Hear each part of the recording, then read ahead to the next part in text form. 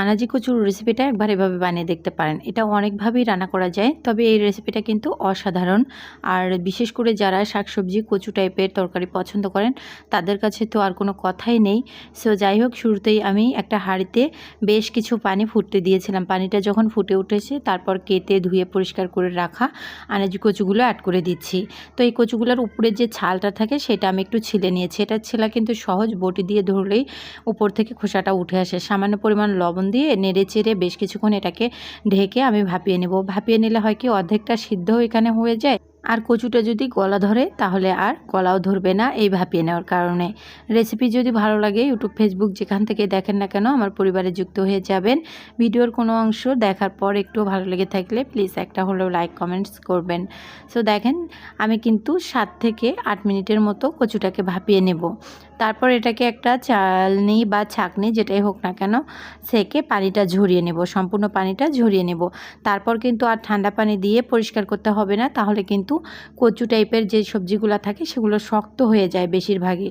তো আর কোনো ঠান্ডা পানি দিয়ে ধোয়ার দরকার নেই, আগে থেকেই খুব ভালো করে এটাকে ধুয়ে তারপর ভাপিয়ে নিই। তো কচুটা কিন্তু ভাপিয়ে নেওয়া হয়ে গেছে। এখন আমি এটাকে চুলা থেকে নামিয়ে ফেলছি এবং ছাঁকনিতে দিয়েছি।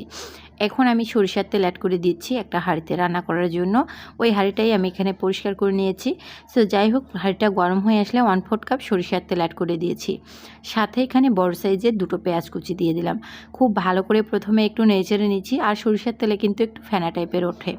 তারপর 1/2 টেবিল চামচ আদা বাটা, 1/2 টেবিল চামচ রসুন বাটা অ্যাড করে দিচ্ছি। এবার আদা রসুনটাকেও একটুখানি ভেজে নেব, খুব বেশি ভেজে নেওয়া যাবে না। আর এই পর্যায়ে চুলার আঁচটা মিডিয়াম রাখবেন, লো না হাইও না।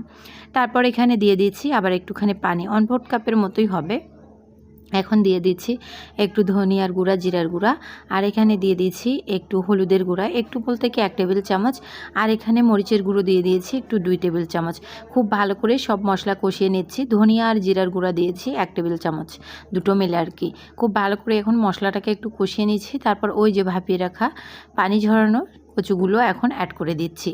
এখন কচুটা যখন অ্যাড করে দেওয়া হয়ে যাবে, খুব ভালো করে মশলার সাথে নেড়েচেড়ে মাখিয়ে এটাকে মিক্সড করে নিব।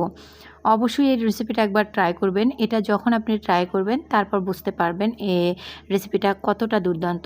এখানে চাইলে চিংড়ি মাছ দিয়েও রান্নাটা করতে পারেন, তবে আজকের রান্নাটা আমি করেছি চিংড়ি শুটকি দিয়ে। যাই হোক, এরপর নেড়েচেড়ে আমি এক্সট্রা কোনো পানি অ্যাড করব না। এখন যেইটুকু পানি আছে বা কচু থেকে উঠবে এতটুকু দিয়েই এটাকে আমি মিডিয়াম আছে বেশ কিছুক্ষণ রান্না করে নিব। এক্সট্রা পানি দিব না। এখন এই শুটকি মাছটাকে আমি একেবারে মুচমুচে করে ফ্রাই করে নিব। তো এটা কিন্তু আগেই ধুয়ে নেবেন, পরে ধোয়ার দরকার নেই, আগে ধুয়ে নিলেই ভালো হয়। তো খুব ভালো করে ধুয়ে তারপর এটাকে মুচমুচে করে ভেজে নিয়েছি। ভেজে নেওয়া হয়ে গেলে তারপর ওই যে ওই কচুর মাঝে অ্যাড করে দিচ্ছি। একেবারে মুচমুচে টাইপের করে ভেজে নেবেন, তাহলে খুব সুন্দর একটা ফ্লেভার আসবে।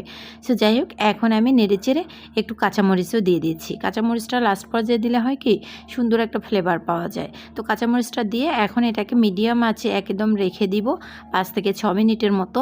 তো 5-6 মিনিট পর দেখতেই পাচ্ছেন একদম কিন্তু তেলটা উপর থেকে ভেসে উঠবে আসবে, আর কচুটাও একেবারে মাখো মাখো টাইপের হয়ে আসবে। তো সে পর্যায়ে আমি এখানে দিয়ে দিচ্ছি একটা আমড়া। এই আমড়াটা আমি ইচ্ছাকৃতভাবে দিয়ে দিয়েছি একটু কেটে। আমার আবার একটু টক টাইপের জিনিস এভাবে কচুর মাঝে দিলে ভালো লাগে, চাইলে আপনারা এটা স্কিপ করতে পারেন। তবে যে কোনো কচু গলা ধরলে এই টক জিনিস দিলে কিন্তু আর গলাও ধরে না, আর এটা আলাদা একটা ফ্লেভার পাওয়া যায়। সো যাই হোক, ভিডিও দেখার জন্য সবাইকে আবারও অসংখ্য ধন্যবাদ। আল্লাহ হাফেজ।